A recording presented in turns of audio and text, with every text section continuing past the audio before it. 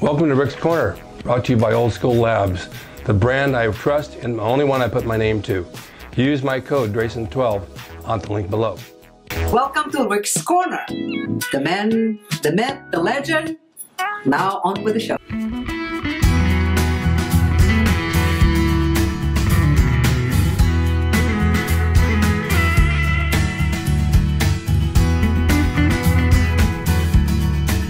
Welcome to Rick's Corner. Today I got John Hart, Mr. America, back because he's a steady guest and he has good topics. Yeah. And we have a good debate on things, and so it's going to be kind of fun today. We're going to talk first about intermittent fasting. You want to start the ball rolling? Wow. Yes. Hurry, because I haven't eaten. All right, good.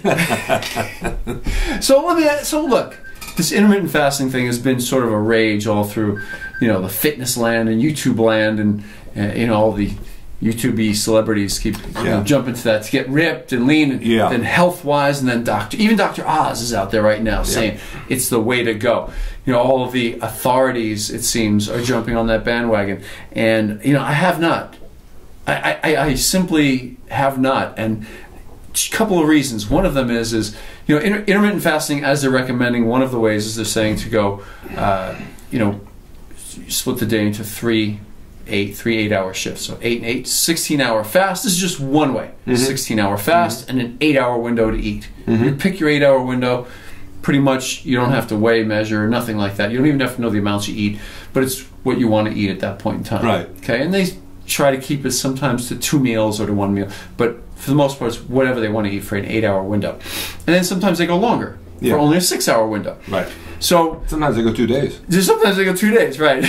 And so the first part that struck me when this all started hitting was, what the heck makes you think, if you can't stick to a diet in the first place, that suddenly you're going to strap that trap shut and eat nothing? Eat nothing, right? For 18 hours straight. 16 hours straight. What makes you think people are going to stick to this? I don't know. It's a trend like anything else, like the Beverly Hills diet, the Zone diet, the keto diet. They're all trends. Right. And people catch on to them and they become worldwide, and everybody says, oh, I'm on the internet. It's the best, yeah. Now, I eat my last meal around 7 o'clock at night. Okay. I eat my first meal about 8 o'clock in the morning. If I would extend that to 12, that would be called intermittent fasting, because I would have that extra 4 hours of not eating, and apparently you're supposed to work out on that and your body starts burning body fat, which maybe it does. Right. I know that Alex Ardenti does it, and he's gained muscle and lost fat. He loves it. Really? Yeah. He'll go 18 hours without eating. Wow. I've talked to other people that do the same thing. They've gone like 2 days without eating, or 1 whole day, and then they'll eat.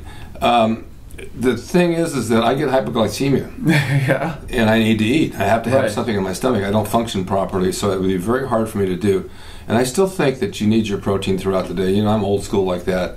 If you're going to work out, you need to feed those muscles in order for them to grow. I mean, we're in bodybuilding. Yeah, you can't starve them. This is sort of like a given. It's been established for 100 years. So you got to eat your food. You need to spread it out throughout the day. Yeah. Feed the muscle once you stimulate it. Exactly. So I don't know how that works when you starve it. It's supposed to be great for your cells and cleanse you out. And I think it's once in a while. Like the Jews have a day of atonement where they don't eat all day, fasting for their sins, and then they break the fast at night by eating, but it was done for health purposes. Right. And so that works. It does for that reason. But my parents would say, you got to fast, you got to fast, you got to fast. I'd sneak into the kitchen to get chocolate chip cookies. Oh, I can't fast, Mom. I get a headache. I can't do it. Okay. It's just too hard to do. And you go to the temple with my parents, and these older people are fasting all day, and the whole plate just smelled like bad, dried out breath. I'll never forget that. I don't want to be here. This is disgusting. So, but the meal at the end of the day was good, and of course you guard yourself, and then you're uncomfortable because you ate too much. Well, now, were there a bunch of ripped people walking around? Pretty much the old geezers. Okay. They didn't do it for that reason. But, right. But the thing is, if you go train without a breakfast, which I don't believe in, your body ends up burning fat as you're training because it has nothing to pull from. But then if you feed it, like Dr. Bronstein was on there, nothing but fats and protein, he's lost 63 pounds. And he doesn't work out. Right. That's amazing. Yeah, I watched that. He eats ribeye steak and butter cubes and all kinds of stuff. And somebody wrote in, they said, well, what happens if you worked out and you did that? Well, that's an easy question for you to answer yourself, so I'm going to answer it right now so I don't have to write it out. If you follow the keto diet and you're losing weight and it's working for you, you can work out. Why not work out with it? You should, because then you're developing the muscle along with it. And it works together. It works really well together. Yeah, you'll be adjusted to it. After a couple weeks on it, your liver's adjusted. You have energy. The keto diet is nothing new. It's been around for years. We've been doing it as bodybuilders for years. Right. We've been doing the protein and the fats and the low carbs. And then someone says to me, oh, you have to have carbs to train on. You need the carbs for energy. No, you're using the fats as energy. See, now, if I had my choice, I'd go with the keto long before the intermittent fasting. Yeah. Not eating anything at all for an extended period of time. Yeah. You know, I don't care if you stimulated your muscle through a workout and it's just waiting for food. We know what's it going to do after a while. Where are the amino acids going to come from after a while? How's it going to start to rebuild itself? It's going to start tearing down parts of itself. What's going to happen if I get in my car and it's been fasting off of gas for 16 hours and it don't start because there's no gas in it? It's over. I've always felt that if I have a breakfast when I wake up, that gives me energy to train on. Whether it's oatmeal and eggs, which it usually is, it's at least something. Right. I train better that way too. Yeah, or a protein drink if you need that. That's okay. I never liked liquid meals. But there's a lot of people that do it. It's quick and it gets to where you want it to go. Well, so no, that was my one beef with it, so to speak, was if you couldn't stick to a diet in the first place to get lean, what makes you think you're going to go for 16 hours to 18 hours with no food? Most people, it ain't going to happen. But the other question was this, or the other point to be made is this. Whenever you want to look to see what really, really works, if you just look in the gym, right? Bodybuilders have been the ones over the years, over the last century at least, that have been fully consumed with how do I maximize my lean muscle tissue and minimize my body fat. That's the whole key right there. That's what you want. You look at that group, that population right there, all of the things that we were doing in the gym before it became popular. I remember when ephedrine was all over the market and supermarket, it was everywhere. And I had a whole bottle in there. I got them from the pharmacy. Oh. Split it, share it. No, break off with some. 20 years ago. Oh, okay. I was just kidding. See, I was just kidding. It does lean you out. It speeds you up. Yeah, it does. So, but remember when it was in Dexatrim and in every product that you could find, every weight loss product that you could find in the supermarket even, but it was even in the CVS, it was all over the place, right? But and that was all throughout the 90s. Yeah. But where was it first? In the very early 90s, it was in the gym. Everybody was taking it. Yeah. Everybody was living on it, you know. Yeah. Oh, you're tired? Take some more ephedrine. Yeah. You know, you're not getting ripped enough? Take some more ephedrine. Yeah. I mean, that's the way it was. Yeah. Right? Yeah, that's true. And then all of a sudden, it's all over the United States until some, football player gets sick, or has a heart attack because he's, 400 pounds trying to cut weight. It's Hell Week, middle of Louisiana, right? Taking salt pills on top of it all. 2-a-day workouts in football. Yep. And then taking salt pills on top of it all. Yep. How stupid is that? Yeah. So then you, of course, get legislators just blowing it for the whole country right there, when really, that really wasn't hurting a ton of people. Not at all. At the time, I found it to be, the caffeine, ephedrine, and the aspirin, the baby aspirin stack was amazing. People have written in and said to me, oh, you're old school. It's not like this anymore. The way you train is obsolete, and what you're saying is no good. Not too many, just one or two here and there. Yeah. But it's like if you look around the gym and you look around the guys of the 70s were the most popular, and even today, and whoever they are in their training, they're muscular and they're ripped and they're good. They all train like we did back then. They train hard and they ate a ton of protein and low carbs. And that's the only thing that really worked for them because they cut their body fat and they built the muscle. And what was the standard? How many times a day? 5. 5 meals a day. Yeah. And you start when you wake up, right? Yeah. You wake up, you go to the gym, you work out, you have an after-gym snack of some sort of protein. Maybe 2 hours later, an hour later, you have lunch, and then you have a mid-afternoon snack, then you have dinner. But see, after dinner time, I used to take a protein drink at bedtime, but I quit doing that. I just have my fiber with water, and I go to sleep. Right. I'm not hungry at night. Right. Lately, the past few years. So I don't gain any body fat or weight because I'm not eating after 7 o'clock. It's changed. That's my fasting time. Right. And that's my cat. That's the cat. Well, now, recently, as in the last week, one of those doctors came out with, the news, it was all over the news, how he said breakfast, which used to be, labeled the most important meal of the day, he's completely blowing that out of the water, saying you should fast instead. And I sat back going like this, wait a second. I've been working with people for the last 35 years, training them, helping them with their eating, helping them in the gym. And the majority of Americans, because we're in America, the majority of the big mistakes I found all of them were making was they would wake up in the morning and have nothing but coffee until lunchtime. They'd eat, a reasonable lunch. And then they'd eat nothing until dinner time, a big dinner. It sounds a lot like intermittent fasting, and every single one of them was fat. Yeah, my mom was like that. Not where she would eat a big meal, but she would drink coffee and a piece of toast. She used to cut burnt toast.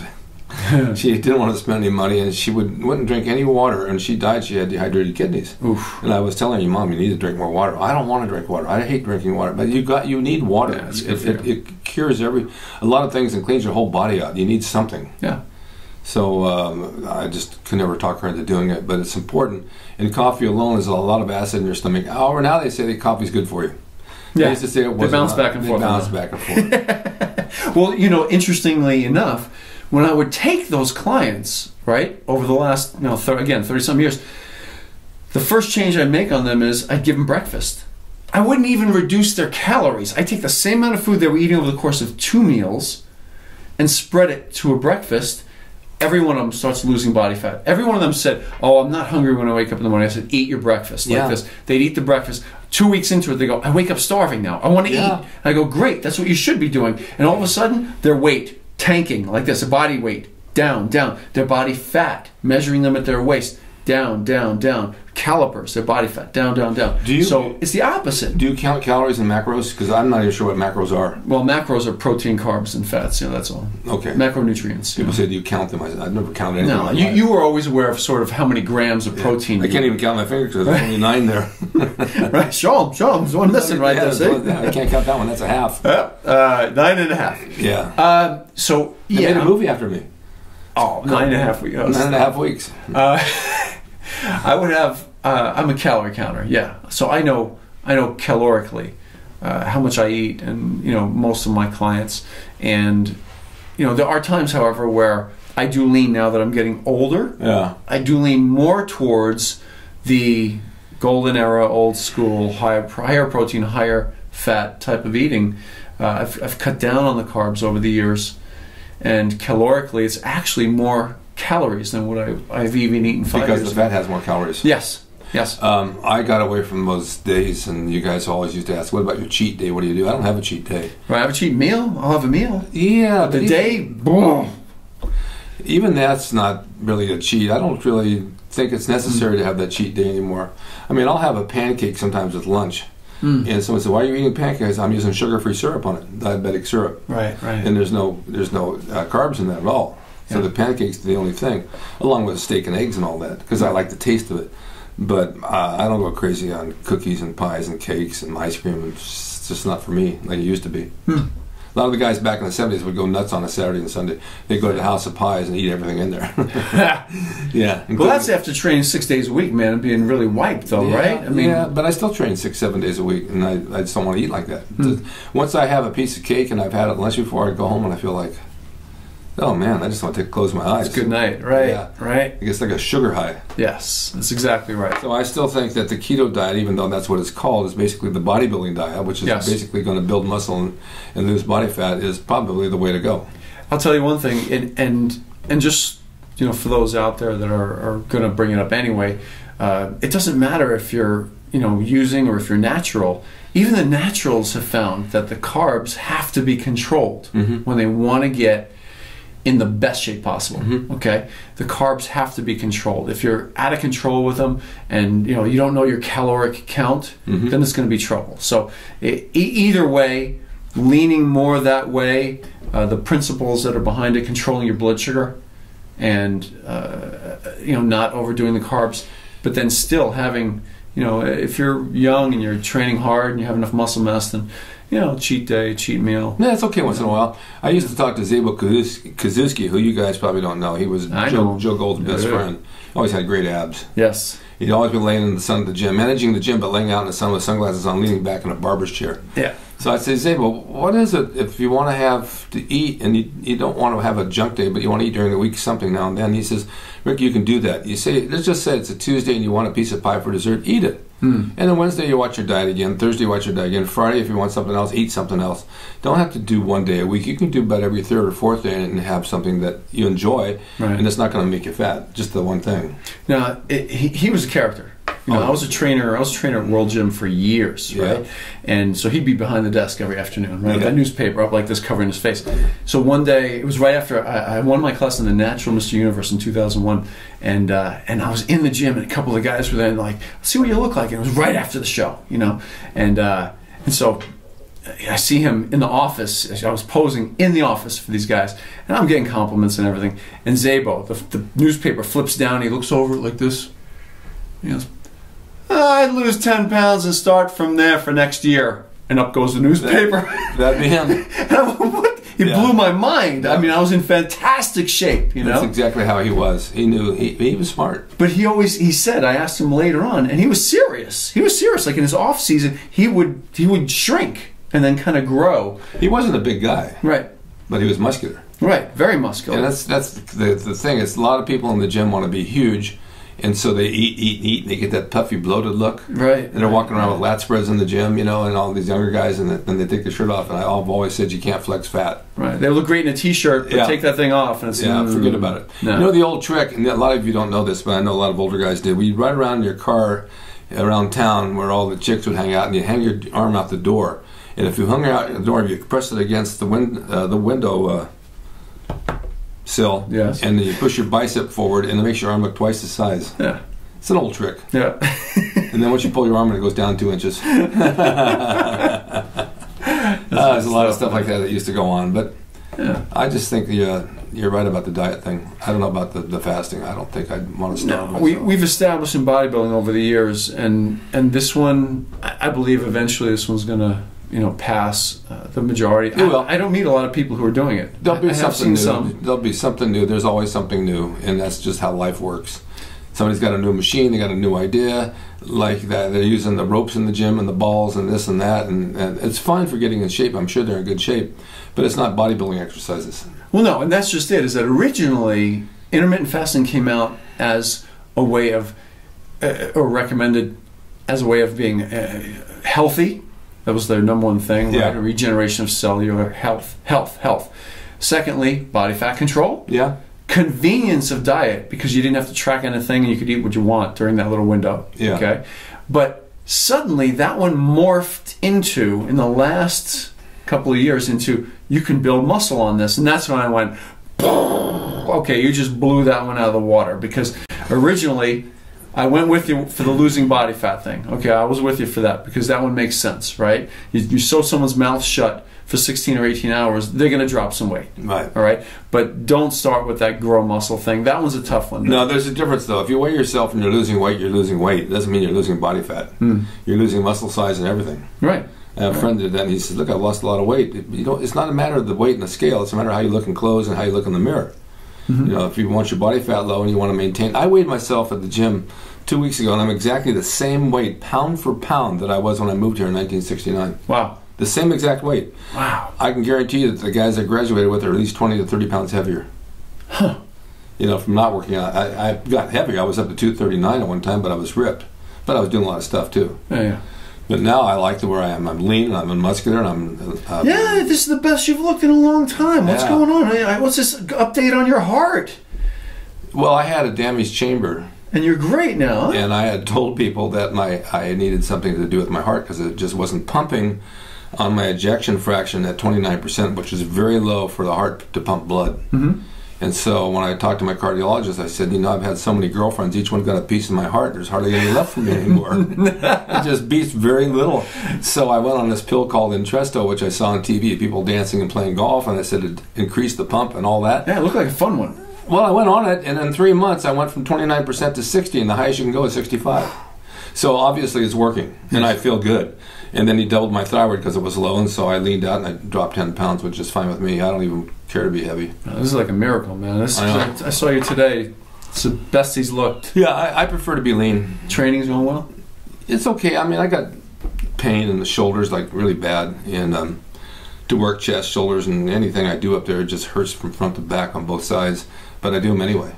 Hopefully that one day it'll just go out the window. As you get older, you get injuries that just stay with you from wrestling, especially, and training. And I'd advise you guys out there that want to squat heavy and bench real heavy and all these heavy lifts, I wouldn't do them. I see so many people doing them incorrectly. Right. Oh. You know, I've dropped the weight and do it correctly. I mean, these little 2-inch movements on the bench press and on the squat, that's nothing. Take a lighter weight and do the full motion.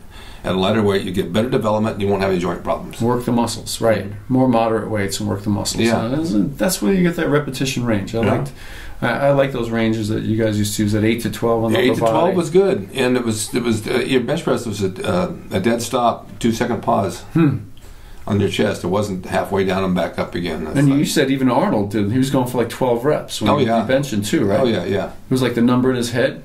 Yeah, well, I think so, around there. If you were working out, somebody always wanted to outdo him. I went into the gym one day and we put 345s on each side of the bar, so that's 350 pounds. And I sat down and knocked off 21 reps. And I had a bunch of friends there to document it. How'd you do that? I have no idea. I couldn't do it now if you put 135 on there. Oh, wow. But at least I did it. That's awesome. That's awesome. Well, you had another thing to talk about. Yeah, the golden era. Okay, so since you, of course, you lived it. So the golden era, I asked you once, what was the time frame of the golden era, first of all? It was the 10-year period from 1969 to 1979, 1980. Around okay, there. So late 60s to around 1980. Yeah. So body part for body part, your opinion. Okay, I'm just going to rattle them off. Okay? And this is my opinion. This is Rick's opinion. I'm going to give a quick one right after you on each one, without much dispute. We only have about 5 minutes left. 5 minutes. Okay, I'm going to rattle them off. Tell me who had the best of each. Okay, you ready? Yep. Starting up top, chest. Arnold. Arnold, I agree. Back. It's a tie. Franco Colombo or Freddie Ortiz. Wow. Wow. You didn't expect to hear that? No, I didn't. No, I didn't. Freddie Ortiz had a huge back. Huge. Wow. Now I'm going to add one to that just because I liked his back. Robbie. Yeah, Robbie. Back double biceps specifically, okay? Shoulders. This should be obvious. Don Haworth. Don Haworth, that's right. Give me a close second on that. Come on now. Well, Arnold had good shoulders too. He built them up because he had sloping shoulders, but he put big caps on them. Can I give it? Yeah. Dennis Tenorino? Oh yeah, Dennis looked great. Yeah, he had shoulders. Nice cap. Dennis didn't train hard at all. Really? No, he'd come in the gym and talk most of the time, do a few sets and walk out. Oh, man. He said, that's enough for me. Oh, man. It just came to him. He just, just grow. All right, we got to move on because we only have 5 minutes, right? Biceps. There's a lot of guys, but I'd say Albert Beckles. He had a double split. Wow. Yeah, and they were clean, too. Mm-hmm. You know, you could see every fiber on them. Arnold had a good bicep. It was huge. But he had two different ones, though. Yeah, Albert had a double split. I'll go with you on that. Triceps. That's real common. There are a few guys that had really thick triceps, and I can't think of who it was. Well, Arnold had a huge tricep. Yeah. He had a big tricep. I think Albert did too. I think Franco did too. And I don't want to leave out Dave Draper because he had great arms. Yeah. I go Beckles. You know, out of all of them that you mentioned, Beckles had that thick, cut, long head, full development, awesome. Horseshoe, they call it. Horseshoe, yes. Okay, so abs. Well, Zabel had the best abs. He had really good abs. Yes. Other than him, I want to say Platts. Really? He had good abs. I know who. Chuck Colress. Wow. Chuck Colress, okay. Yeah, he had great abs. And he'd let you know it every 5 minutes. I'm going to throw in a Frank Zane on that one, in shape. Yeah, but Frank didn't have the abs that Chuck Colress had. I'm just talking about for the... Okay. I liked his development of every part of it. You know, he had obliques, intercostal. He had everything. You know, that's just my personal. Yeah. Okay, here we go. Quads. Well, there's no doubt that was Platts. That was the easiest one, I think, of the day, along with the chest, right? Yeah. Hamstrings. Platts. Yes. Calves. Maybe Platts. Platts is up there. Yeah. Who would be a close second or right up there with him that you were about to say? Ken Waller. Wow. Arnold. Yes. They both had great calves. Where do you put Chris Dickerson? He was right up there too. So we have like 4 or 5 of them. There's a lot of people for me to remember. You know, a lot of them are dead. Yeah. Well, it was dead or alive, but it was during that era. Yeah. Right? Yeah. That's cool. That's really cool. So that's all. I just wanted to fire them off real quick and see what you thought. You know, had the big forearms and a lot of veins. Who? Dave Draper. Yeah. He had hands and forearms look like cables. It was amazing. All right, let me give you 2 or 3 more quick ones because I know you got a minute left, right? Right? Yeah. Posing. Best poser. Oh, Zane would be at the top. Wow. Yeah, he would be at the top. Franco and Arnold had good double posing together. They took ballet. Yes, I heard. And it really helped. I think one of the best around, and it's known fact, was Ed Corney. Ed Corney, absolutely. I was waiting for that Did name. you know I was going to say that? Yes, I know it. So, who had the best, most muscular pose that you've ever seen? Benny Pota. Yeah, with the tongue hanging out and everything. And isn't it? spitting into the audience. Wow. He was posing.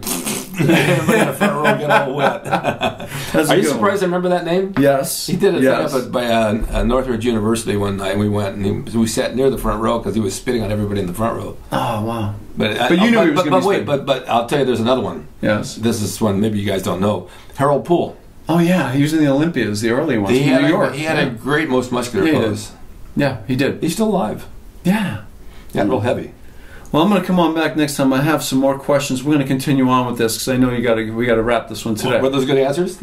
Those are great answers, man. You like those, right? You like this? We're going to do this again next time. I have some really good ones. That was fun. I enjoyed that. Yeah. Okay, John, thank you so much for coming over and doing this. I appreciate it. Now, if you got a little 20 minutes, you can help me around the house. Well, we'll take care of that business with the fish tank and everything. Thank you guys for watching, and we'll see you next time. I'll have more guests on. It's going to be a real good year. I can feel it already. Yes. I'm really excited about it. And I got a smile from ear to other ear. Nice.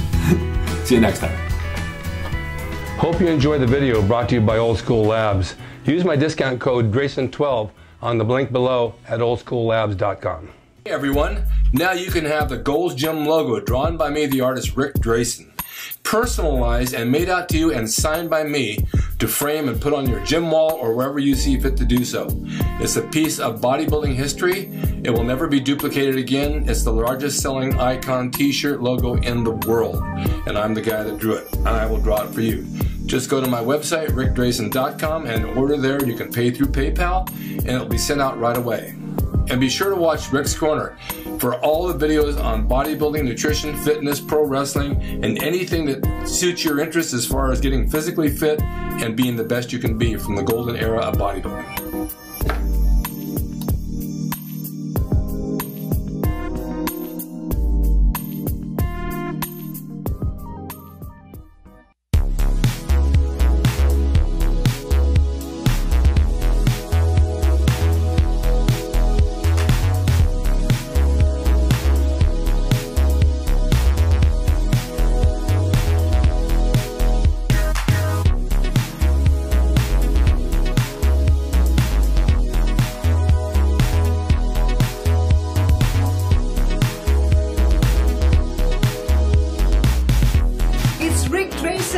He's the equalizer, baby. See you next time.